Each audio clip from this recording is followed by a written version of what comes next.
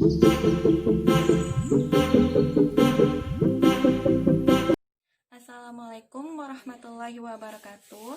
Perkenalkan, nama saya Sani Adhan, NIM 201180218 dari kelas PAI 5G, Prodi Pendidikan Agama Islam. Di sini saya melakukan tugas UAS Ushul Fiqh dari Bapak Suprapno selaku dosen pengampu saya. Baiklah, di sini saya akan membahas hadis dan sunnah. Yang pertama, pengertian hadis. Hadis atau al-hadis menurut bahasa al-jadid yang artinya baru, lawan kata dari al-qadim atau lama. Artinya yang berarti menunjukkan kepada waktu yang dekat atau waktu yang singkat. Yang kedua, pengertian sunnah. Sunnah merupakan keterangan Nabi Muhammad SAW baik berupa ucapan, perbuatan, dan ketetapan dari Nabi Muhammad SAW. Yang ketiga, kedudukan hadis sebagai sumber hukum Islam.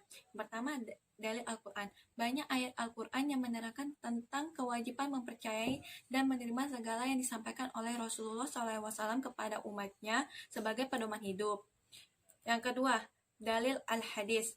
Dalam salah satu pesan Rasulullah SAW berkenaan dengan keharusan menjadikan hadis sebagai pedoman hidup, di samping Al-Quran sebagai pedoman utamanya.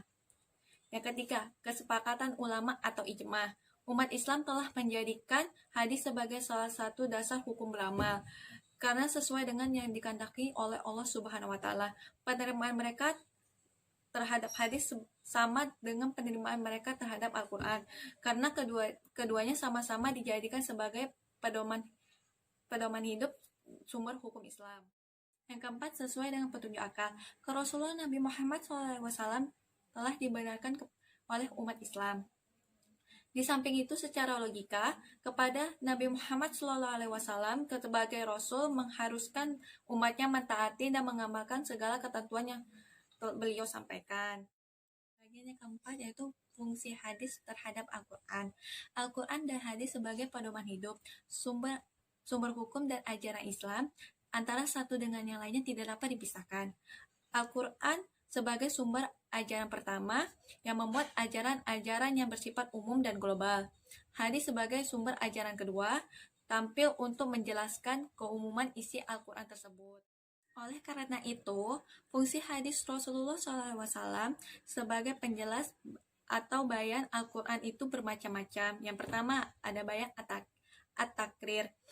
Yang dimaksud dengan bayan ini ialah menetapkan dan memperkuat apa yang telah diterangkan di dalam Al-Quran. Yang kedua, bayan at-tafsir.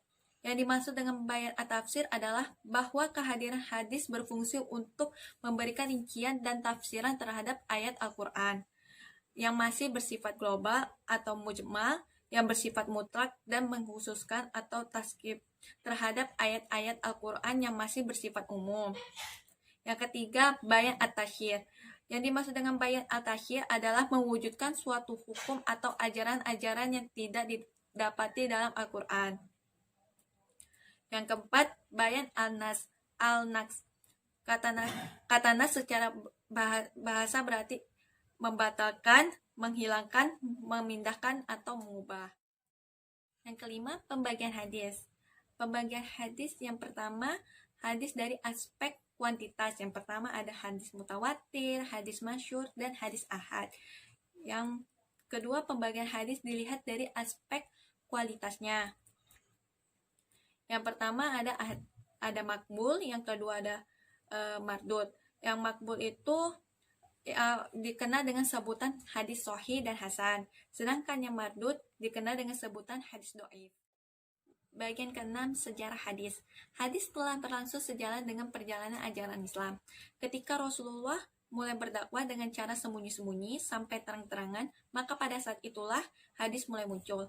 Pada masa Rasulullah, di antara umat Islam tidak pernah terjadi pertentangan atau perbedaan pemahaman tentang sebuah hadis.